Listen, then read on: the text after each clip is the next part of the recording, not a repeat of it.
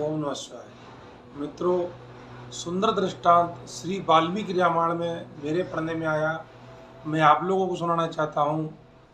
जब सनत कुमार जी ने श्री नारद जी से पूछा कि हे नारद जी, ये रामायण का प्रभाव क्या होता है, रामायण क्यों पढ़नी चाहिए और रामायण किसने कही थी, तो नारद जी भगवान शिव को प्रणाम करके कहते हैं कि श्री वाल्मीकि जी ने रामायण का जो निर्माण है वो किया है, और जो कथा है वो मैं आप लोगों को सुनाऊंगा। तो वो कहते हैं, हे भगवान नारद जी, आप मुझे कथा सुनाइए।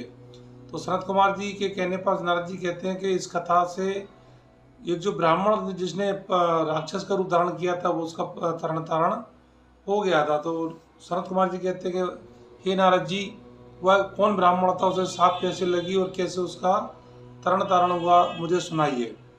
तो वो कहते हैं, सतयुग में एक सोमदत्त जो नाम के जो ब्राह्मण थे, वो बड़े ही धर्मपरायण ब्राह्मण थे और अपने कर्म कांडों में विद्वान थे।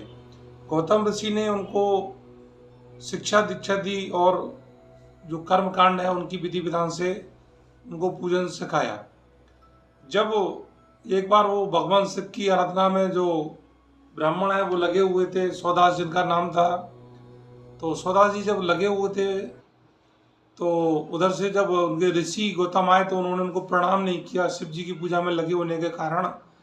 तो गौतम ऋषि तो महान थे, उन्होंने सोचा कि मेरा जो भक्त है वो शिव जी की पूजा में लगा हुआ है, वो शांति से आराम से बैठ गए। लेकिन शिव जी से ये रहा नहीं गया। शिव जी ने उसे श्राप दिया कि अपने गुरु की कोई अवहेलना करे, मैं सह नहीं सकता। भगवान भोलेनाथ ने श्राप दे दिया कि जाओ, तुम राक्षस योनि को प्राप्त हो जाओ।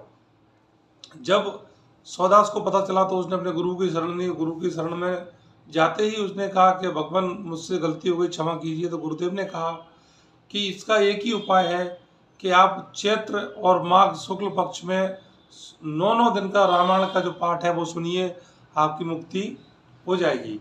नारद जी ने कहा कि जो रामायण का जो पाठ है माह चैत्र और माह जो चैत्र माह में जो सुनना चाहिए, 2 माह जो बताए गए हैं उसमें जो है ये रामायण का जो पाठ है वो सुनना चाहिए।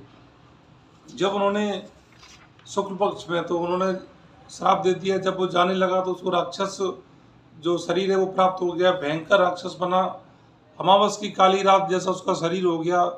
उस जंगल में उसने सारे जीवों को खा लिया, हड्डी हड्डी फैला दी, भयंकर विकराल रूप धारण करके वह दूसरे वन में गया। जब वहाँ जाने लगा